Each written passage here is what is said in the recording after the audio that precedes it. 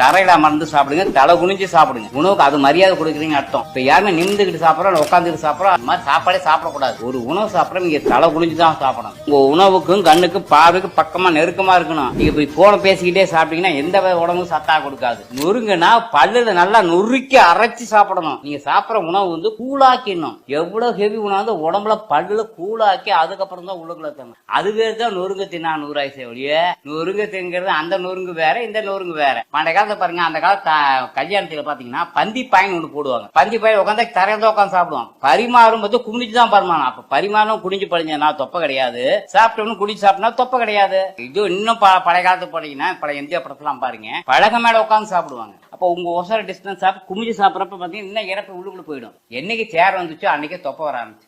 விதிமுறைகளை வச்சுதான் நம்ம உணவு முறை கலாச்சாரத்தை கொண்டு வந்தான். உலகத்துக்கே ஆரோக்கியத்தை கத்துக் கொடுத்தவன் தமிழை. நீ உலகத்துக்கு இப்படி நோயாளி ஆகிட்டு. ஒரு வகை பசியும்